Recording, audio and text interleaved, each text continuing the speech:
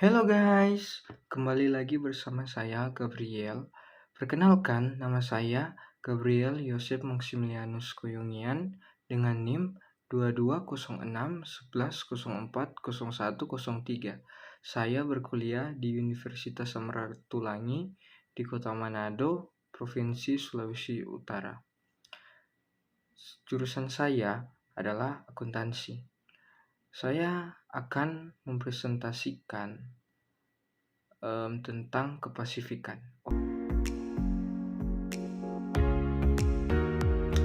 Yang pertama, jelaskan apa manfaat dan keuntungan Provinsi Sulawesi Utara berada di kawasan Pasifik, khususnya berkaitan dengan pertumbuhan ekonomi. 2. Jelaskan dampak dari perkembangan ekonomi dari negara-negara di kawasan Pasifik bagi perkembangan Provinsi Sulawesi Utara. 3. Jelaskan peran perkembangan teknologi informasi bagi perkembangan negara-negara di kawasan Pasifik pada umumnya dan Provinsi Sulawesi Utara pada khususnya. Yang keempat, jelaskan peran investasi bagi perkembangan dan perubahan perekonomian bagi negara-negara di kawasan Pasifik. Pertama, jelaskan apa manfaat dan keuntungan Provinsi Sulawesi Utara berada di kawasan Pasifik, khususnya berkaitan dengan pertumbuhan ekonomi. Bitung memiliki lokasi yang sangat strategis dan merupakan pintu gerbang ekonomi ke negara-negara di Pasifik. Aksesibilitas tersebut didukung dengan adanya pelabuhan hubungan internasional Bitung sebagai hubungan perdagangan bagi kawasan timur Indonesia, berjarak 44 km dari ibu kota Manado. Bitung berbasis pada keunggulan komoditas daerah Provinsi Sulawesi Utara. Sebagai salah satu penghasil ikan terbesar di Indonesia, Bitung fokus pada industri pengolahan perikanan untuk menghasilkan komoditi ekspor berkualitas internasional selain perikanan. Bitung juga fokus pada industri kelapa beserta produk turunannya yang memiliki pasar yang sangat luas dan diminati baik dalam skala nasional maupun internasional. Berdasarkan potensi wilayah dan keunggulan geostrategi, Bitung diharapkan mendorong hilirisasi dan mendongkrak daya saing sektor perikanan, agrofarmasi dan diproyeksikan menarik investasi sebesar 32,89 triliun dan diproyeksikan dapat menyerap tenaga kerja sebanyak 34.710 tenaga kerja hingga tahun 2025. 2. Jelaskan dampak dari perkembangan ekonomi dari negara-negara di kawasan Pasifik bagi perkembangan Provinsi Sulawesi Utara. Yang pertama, perekonomian Sulut pada triwulan 4 2021 tumbuh positif 3,38% atau YoY, sedikit meningkat bila dibandingkan dengan triwulan sebelumnya yang tumbuh 3,15% atau YoY. Secara keseluruhan tahun 2021, perekonomian Sulut menunjukkan indikasi pemulihan dengan tumbuh positif 4,16% atau YoY setelah terkontaminasi sebesar negatif 0,99% atau YoY pada tahun 2020. Angka pertumbuhan tersebut relatif lebih tinggi dibandingkan perekonomian nasional yang tumbuh sebesar 3,69% atau YoY. Dua lapangan usaha atau LU Sulut yang menunjukkan penguatan pada triwulan 4 2021 adalah LU Perdagangan dan LU Transportasi. Hal ini sejalan dengan pelonggaran aktivitas sosial ekonomi masyarakat dan momentum naiknya permintaan pada periode HBKN, Natal dan Tahun Baru. Adapun LU Pertanian, LU Industri dan LU Konstruksi tercatat melambat dibandingkan triwulan sebelumnya. Secara tahunan, peningkatan aktivitas sosial ekonomi dan mobilitas masyarakat serta pemulihan perekonomian global, khususnya negara mitra dagang utama, telah mendorong kinerja yang relatif signifikan pada LU perdagangan, LU industri, LU konstruksi, dan LU transportasi. Dari sisi pengeluaran, perbaikan perekonomian surut terutama didorong oleh konsumsi rumah tangga, ekspor, impor, dan pembentukan modal tetap bruto atau PMTB. Investasi namun kontraksi pada konsumsi pemerintah pada triwulan 4 2021 menjadi faktor penahan kinerja perekonomian yang lebih tinggi. Adapun untuk keseluruhan tahun 2021, kinerja perekonomian surut ditopang oleh menguatnya investasi atau PMTB, konsumsi rumah tangga, dan ekspor di tengah kinerja impor yang masih cukup tinggi serta kinerja konsumsi pemerintah yang masih berada dalam krisis terkontraksi.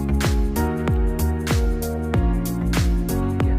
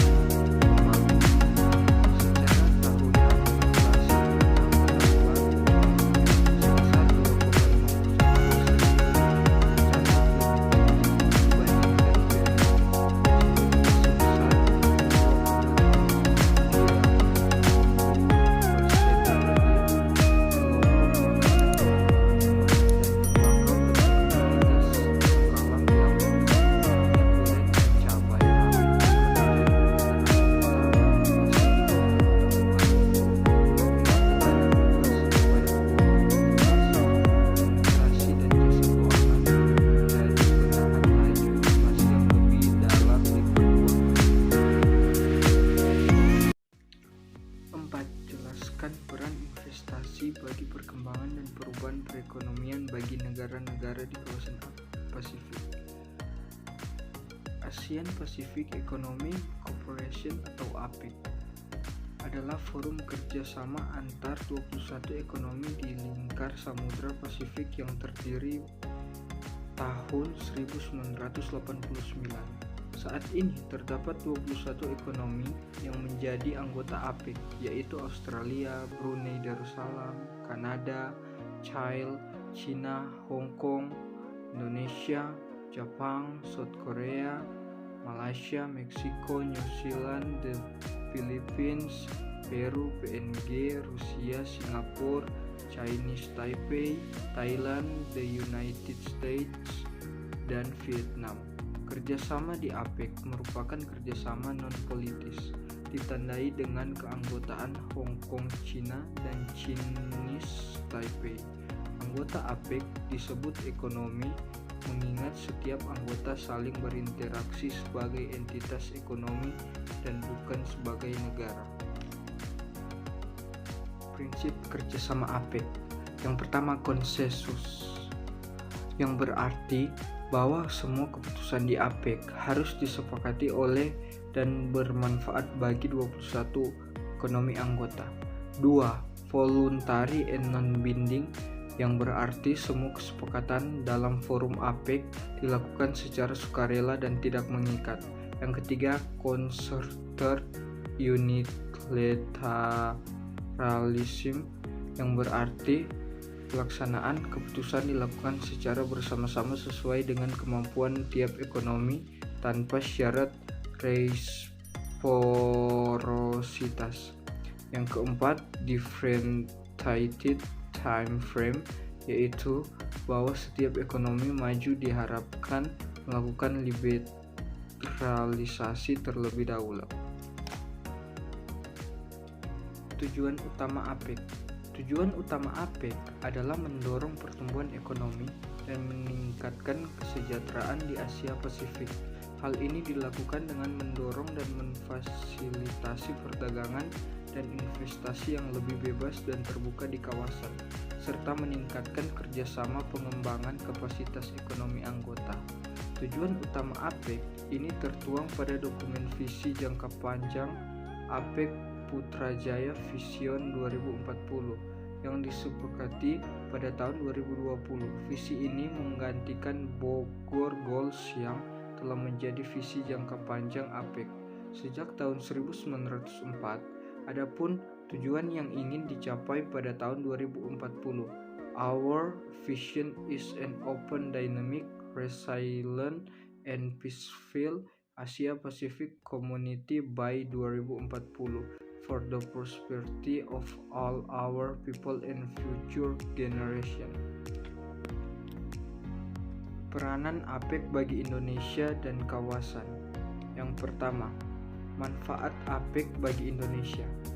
Yang pertama, sarana untuk membangun kepercayaan dan hubungan yang saling menguntungkan dengan negara atau ekonomi mitra strategis Indonesia di kawasan. Yang kedua, sarana untuk meningkatkan kapasitas dan daya saing Indonesia melalui proyek-proyek pelatihan teknis dan capacity building serta sharing of best practice. Yang ketiga, sarana untuk memastikan bahwa pasar Asia Pasifik tetap terbuka bagi produk ekspor unggulan Indonesia. Yang kedua, manfaat APEC bagi kawasan. Turut menjaga stabilitas pertumbuhan di kawasan melalui pertukaran informasi kebijakan. Yang kedua, menciptakan kondisi yang mendukung peningkatan perdagangan kawasan. Yang ketiga, sarana pembahasan isu-isu behind the border and across the border terkait perdagangan dan investasi maupun isu-isu yang kerap menjadi ancaman perekonomian serta kesiaptanggapan bencana dan lain-lain. Keempat, mendorong paradigma pertumbuhan yang berkualitas melalui 5 growth strategi: balance, inclusive, sustainable, inovatif, dan secure. Yang kelima, mempermudah dan memfasilitasi dunia usaha antara lain melalui skema APEC Business Travel Card. Oke guys, mungkin itu video singkat dari saya. Sekian dari saya pamit dulu, and terima kasih. See you next video. Bye bye.